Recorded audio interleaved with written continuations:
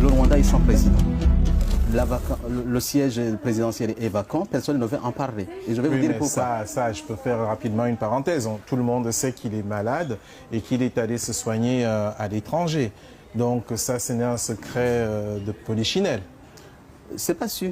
Je ne sais pas comment vous l'avez su, mais le gouvernement rwandais, ou ce qui reste du gouvernement rwandais, veut faire croire à tout le monde qu'il n'y a aucun problème. Moi, je vais vous raconter pourquoi je vous dis actuellement que le président Kagame n'est plus. N'est plus? N'est plus. Vous affirmez? J'affirme et je réaffirme qu'il n'est plus. Il n'a qu'à ressusciter pour venir nous contredire ici, ce qu'on avait demandé d'ailleurs. Monsieur l'abbé, avant que vous n'entrez dans les détails, vous êtes un homme de Dieu, vous le savez. Ouais. Et vous êtes l'un des principaux opposants et sans doute l'un des mieux placés pour l'avenir à occuper les fonctions suprêmes au Rwanda.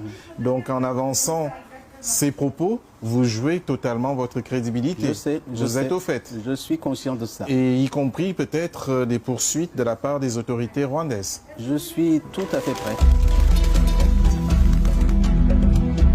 Je vous rappelle que nous avons essayé d'entrer en contact avec les autorités rwandaises, aussi bien à la présidence qu'à l'ambassade.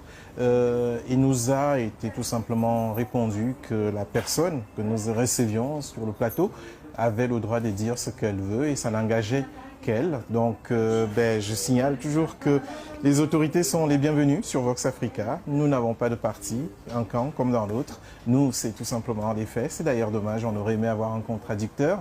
Il n'y en a pas. Peut-être que lors d'une autre émission, on aura cette fois la version côté pouvoir. En attendant, c'est l'opposition. On avait pensé que c'était un cancer fulgurant dont il souffrait, mais en fait, c'était pas ça. C'était, ils ont dit nervous breakdown. Nervous breakdown, c'est que le cerveau était complètement, le système nerveux était complètement désintégré. Il ne pouvait que le placer en soins palliatifs. Donc il y souffrait beaucoup.